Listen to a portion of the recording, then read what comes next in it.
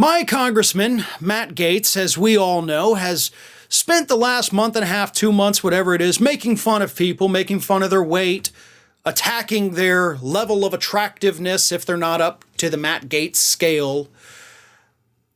But a couple days ago, Matt Gaetz did something that, believe it or not, is actually even a new low for somebody like Matt Gaetz. And he mocked a 12-year-old child on Facebook. Oh, and by the way, the 12-year-old child also happens to be autistic. That is the low that Congressman Matt Gaetz has sunk to in order to attack his Democratic opponent, Rebekah Jones.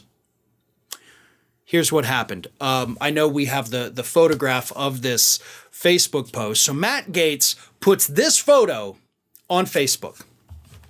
And this is a photo from September 10th. He posted it at 7:02 p.m. Matt Gaetz event versus Rebekah Jones event. What he didn't tell you was that actually wasn't a Rebekah Jones event. It was a little booth set up at, what was it? The Emerald Coast Holistic Health Expo. It wasn't an event for Rebekah Jones. It was just a little information booth set up. And Rebekah Jones had gone to the event in her district where she is running, and she brought her 12-year-old autistic son with her. Now, he was at the booth and he was tired, and he put his head down. And Matt Gaetz tried to use this child who was tired, clearly, didn't want to be there. If I was 12 years old, my mom was running for office or not, I would have done the same thing. But tried to be like, this is what you get at a Rebekah Jones event. Mocking this individual. And listen, I'm willing to bet Gaetz probably didn't even realize it was her kid at the time. Probably didn't know that the kid was autistic. I'm not saying that Gaetz did it because it's a 12-year-old or because the kid is autistic. But, okay, so what did he do after he learned all of this information, right? Did he remove the post? No. He left it up. It's still there. So what I'm going to do now, because I still have the post open right in front of me, I'm going to read you some of the responses from people who saw this and finally attacked Matt Gaetz. Here is what some of them said. The first one, I'm not going to give any names. I don't want to, do that to people. First comment says, "Good God, leave underage kids alone."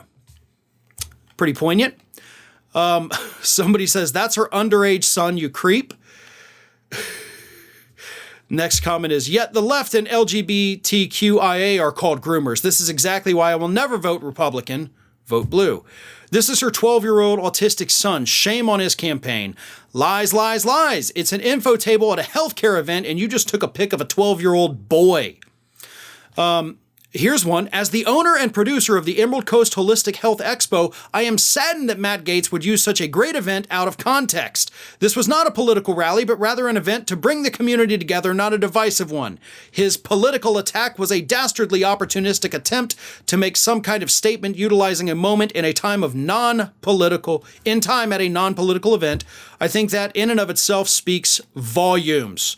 Perhaps he could benefit interpersonally from the many positive and kind exhibitors who truly love our Northwest Florida community." So, a post photo at a political event versus a picture of a minor at a table at a healthcare event, not even a political event. Your point? So the person who's had some questionable behavior with underage girls is now posting up an underage child on your profile. Maybe it's me, but this is very disturbing. It goes on and on. Folks, I could sit here for the next 20 minutes reading you angry comments from people in Matt Gaetz's district and, of course, people outside of the district who, I love you for coming on there, but at the same time, you don't technically matter. What matters is this district right here that is a deep red district that Matt Gaetz will likely cruise to the biggest victory we've ever seen. And that's not a knock on Rebekah Jones. It's a knock on the people of this community. Because it doesn't matter what he does. It doesn't matter that he's under investigation. It's a deep red district, folks. And this is the kind of behavior that, in spite of all those comments I just read to you, and in spite of the clearly hundreds more, the people that actually live here like it. They like that. It's a sad state of affairs. But that's the sad state of affairs that we live in down here in Florida's 1st Congressional District. Hey everyone, This is Aspen. And did you know that for the low, low cost of $0 per day, you can subscribe to the Fair and Balanced YouTube channel? We also encourage you to like, comment, and share. But again, click that subscribe button and help Aspen not be so grumpy.